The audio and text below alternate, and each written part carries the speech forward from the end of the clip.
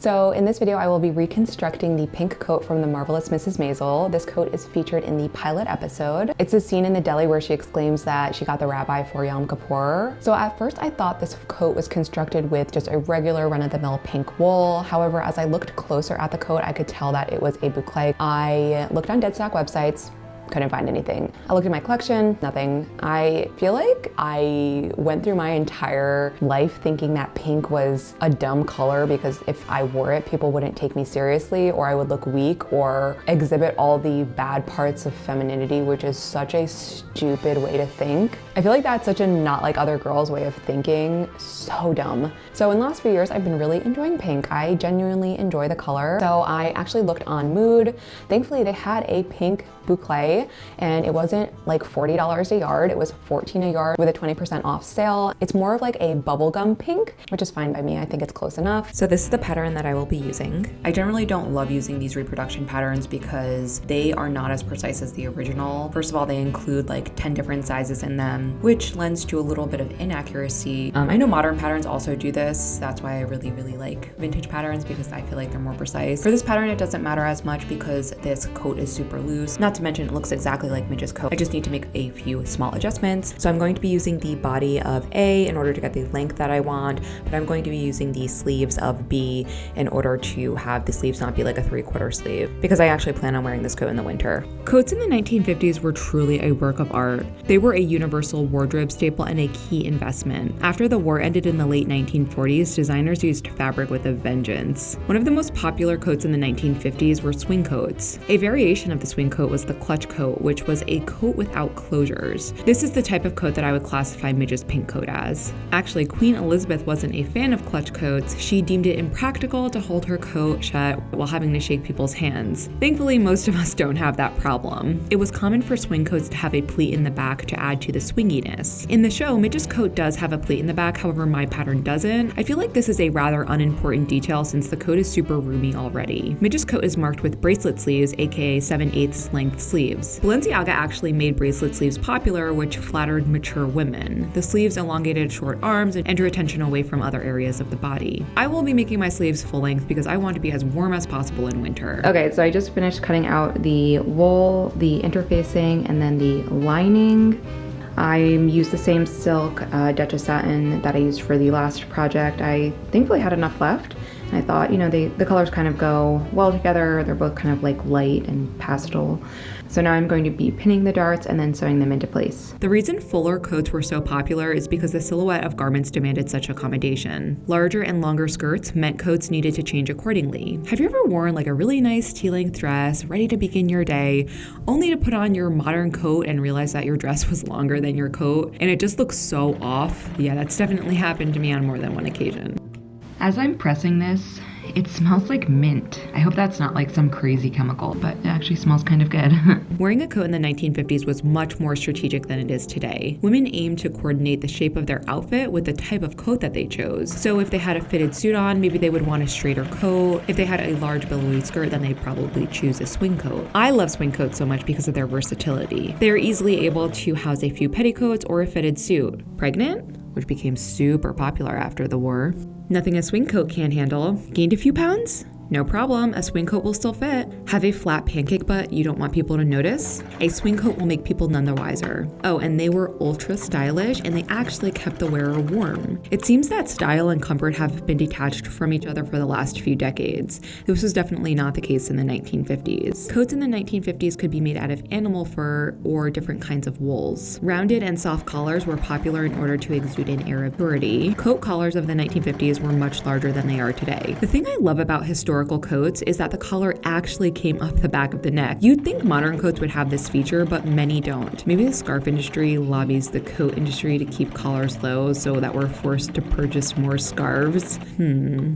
Okay, so the pocket bag goes towards the front of the coat because when you put your hands in, you're going towards your belly button. So I'm making sure to line up this rectangular box with the rectangular box that I drew on the front panel of the coat. So what I'm going to do is sew the entire perimeter of this rectangle. All right, so I just sewed around the rectangle. It's messy, but it doesn't matter. So you wanna make sure that you're sewing onto the welt and that this is the wrong side, like the wrong side is up. So what I do is I don't make the box. I actually go in this way with like a slant, and I feel like it looks a little bit cleaner. And now I'm about to cut the line. You definitely want to make sure that you're not actually cutting your welt, which is here.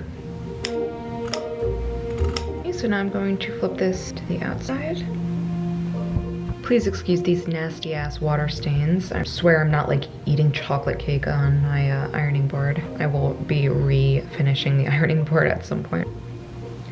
I don't really care if this is terribly neat at the corners specifically because it's literally the inside of a pocket. Nobody is gonna see this. So if I'm not doing this properly, which I know I'm not, I'm kind of just hastily doing it, honestly, I don't care. I definitely don't care. As long as my pocket on the outside looks good and it is a functional pocket, that is really all that I care about.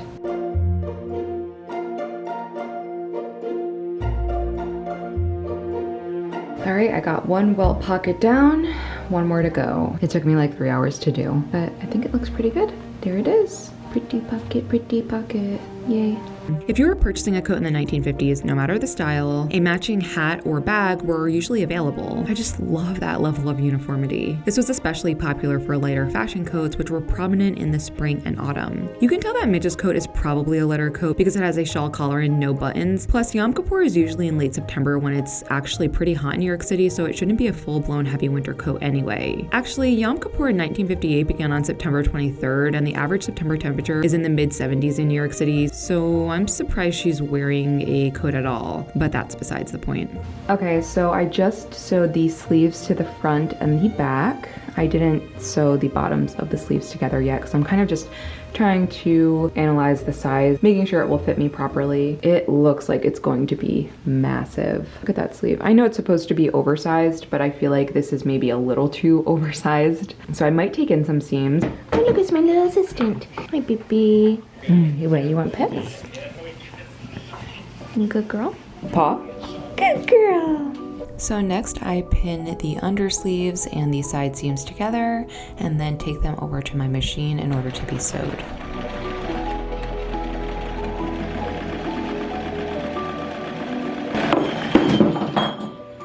Well, that fucking sucks. That just happened. Lovely. Okay, round two.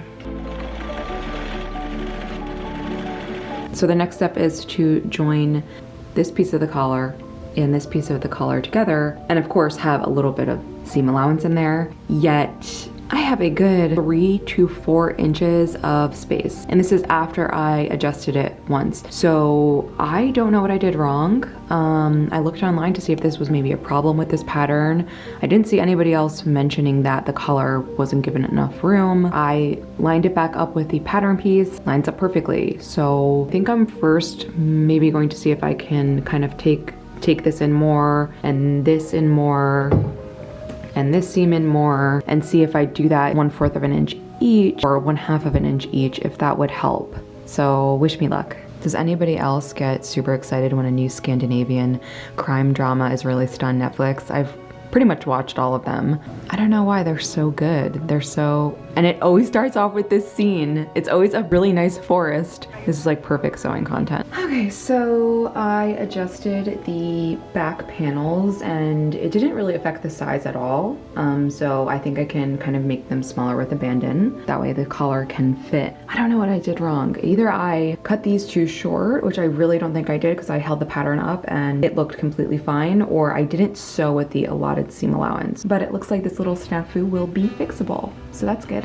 Hello again. So I just actually finished sewing the collar on. So it worked well. I just had to kind of keep sewing in the panels until they were short enough. First I sewed up the back of the collar and then I sewed it to the actual panels. So next I grabbed the front facing piece and the interfacing piece and fused them together. And then I proceeded to sew the 2 facing pieces together at the back of the collar and then pinned them to the body of the coat and sewed them together.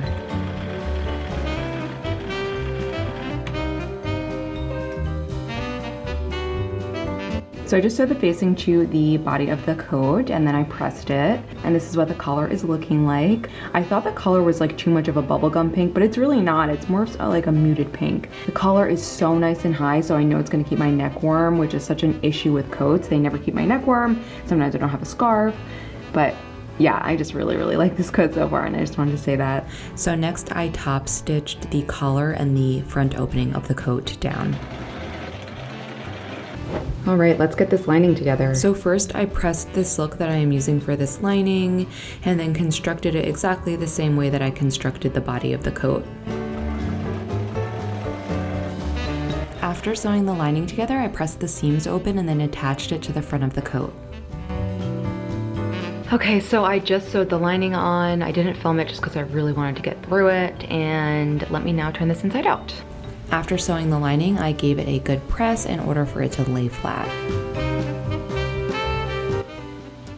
The lining is in. Now for the last step of this project, the hem. I am doing a simple double fold hem and then I'm taking it to my machine to sew it down.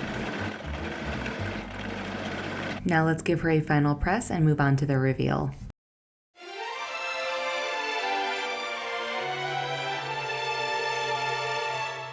I think that this is my favorite project thus far. I just love how it came out. This coat is so functional and cozy, and I know I'm going to get so much use out of it. So season 4 of The Marvelous Mrs. Maisel is coming out on December 12th, I believe. Who else is beyond excited for this season's costumes? I literally can't wait, and I have a feeling that there are many more Miss Maisel videos in the future of this channel. On another note, I am dedicating the rest of November to another Titanic reconstruction. So if you're a fan of Edwardian dress or of the movie Titanic, stay tuned for that. Have a great week otherwise. Bye. Stood up every single time. Now he's putting all of his credit cards on the table and is willing to risk it all in a